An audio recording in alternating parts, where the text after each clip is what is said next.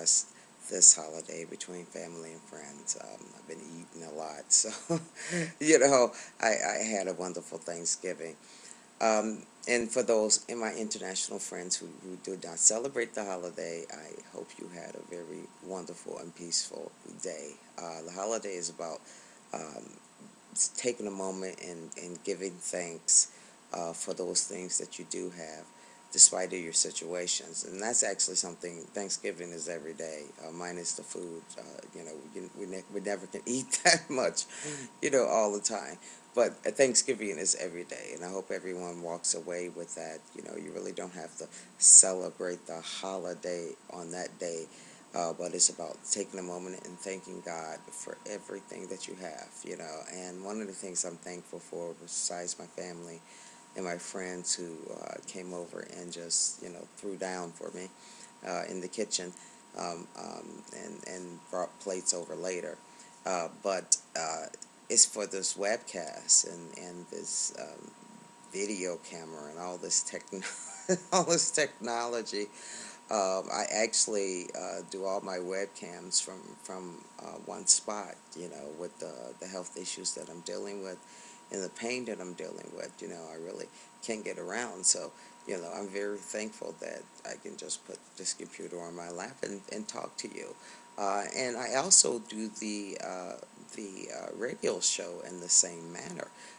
It's not something that requires me to move around a lot or get around a lot. So, keep trusting God, even in the circumstances. It might not be the way you want them to be, but He'll always give you provisions. And it's about identifying those provisions, and stopping and saying, thank you, God, regardless, and praising Him through your circumstances is what gets you through this world, okay?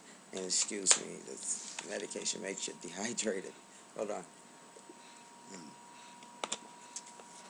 Thank you for that. Water.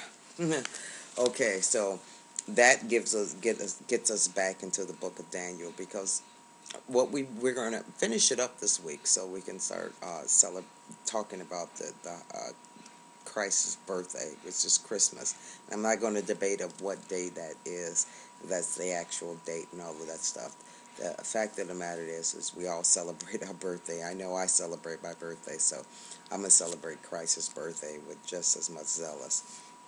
But back to the book of Daniel. We have gone through, and we're going to finish it up this week. The main theme is, if you haven't caught it, is trusting in God regardless. Trusting in God and being unwavering in your worship to Him and in your worship, because with that you stay connected with God. With that you stay under God's covering. So Daniel was actually gone through a couple of regimes. Nebuchadnezzar, who was driven out into the wilderness until he actually began to acknowledge that God exists. His son, who watched all of the um, um, his son who knew what his father went through, and his mother reminded him what his father went through to realize that God was God and not someone to be reckoned with. Went in and got all of the holy stuff, and decided he wanted to do what he wanted to do, because I'm king on high, big king. And he saw some writing on the wall, which Daniel interpreted, and this writing told him that his kingdom would be uh, chopped down again. There we go with that chopping down and taken away again. And that evening, he was actually assassinated, and Babylon was taken over by the Medes and the Persians. Okay, so now Daniel finds himself again with new rulers. Notice the rulers are changing, but Daniel isn't changing. Okay, Daniel,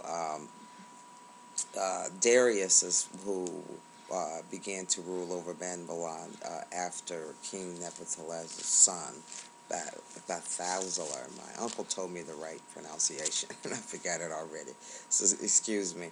But Darius took over after him, and appointed 122 straps uh, to rule throughout the kingdom. straps will be his kind of his army to rule throughout the kingdom and make sure the people were doing what he said that he wanted to be done. Now Daniel again was favored, got favor from God, and actually got into the higher workings of the kingdom. Now remember, Daniel was somebody who prayed to God nonstop and prayed to God constantly. So for him to still be under these pagan gods and for these pagan gods to choose him over and over again is the favor of God, and God putting Daniel where God needed Daniel to be in order to demonstrate what he needed to demonstrate, and he uses us all like that today. Um, so Daniel again was put into this high position, and I'm going to read from Daniel 6, and I'm going to read from Daniel 6 to Daniel 13, 6 chapter, 6 verse. So the administrators and the straps went as a group to the king and said, "O King Darius, live forever. Forever. The royal administrators, perfect straps, advisors, and governors have all agreed that the king should issue an etiquette and enforce the decree that everyone who prays to any god or man during the next 30 days, except to you, O king, shall be thrown into the lion's den." Now, Daniel prayed to the king every day. Daniel was with this group, but there's always a group, okay, that gets together and goes to the king and has the king put out this decree. Now, the king didn't know that he was actually putting out a decree against Daniel, which is somebody that he really did favor. And that favor that he felt for Daniel was God's will, that he felt that. So again, so the king decided, he had all the, 119 of his advisors and straps and people who are out there in his high court ruling his kingdom come to him and say, put in this decree that no one ever worships you. And what king or ruler wants that but you to bow down and worship them? So the king put the decree in. And then, of course, when Daniel learned that the decree had been published, he went home to his upstairs room, and we talk about that room. That's that alone time that you have with God, and you're praying to Christ. You're not praying at church. You're actually praying to Him by yourself in the midnight hour, praying to Christ to intercede for you and talk to God on your behalf. But he went into the upstairs room where the windows opened towards Jerusalem. There he prayed, giving thanks to his God, just as he has done before. Then these men went as a group and found Daniel praying, asking God for help. So they went to the king and spoke to him about the royal decree. "Did you not publish a decree that during the next 30 days, anyone who prays to any god or man except you, O king, would be thrown into the lion's den?" The king answered, "The decree stands in accordance with the laws of Medes and the Persians, which cannot be repelled." Well, then they told the king that Daniel was praying. So they took Daniel, and of course the king had to follow his own decree and threw Daniel in the lion's den and said, "I pray that your God that you serve saves you." They rolled a rock over. God brought his angels down, sealed up the mouths of the lions, and nothing happened to Daniel. And of course they came back. The king came rushing back because he was concerned about Daniel. He didn't know that that decree was actually going to affect Daniel.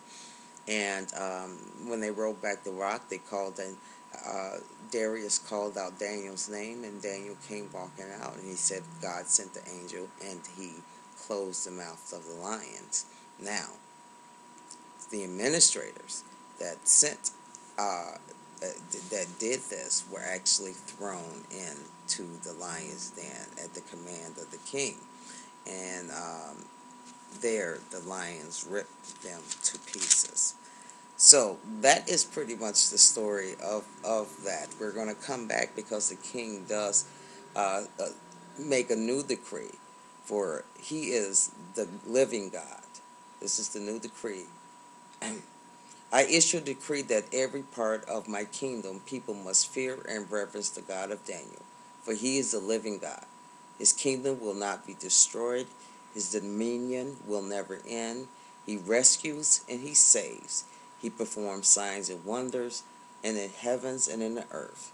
He has rescued Daniel from the power of the lions. So Daniel prospered during the regime of Darius and the regime of Cyrus and the Parisian. And when we come back, we're going to talk about how Daniel dreams of four beasts, because now Daniel is getting a vision that's going to take him a little bit higher.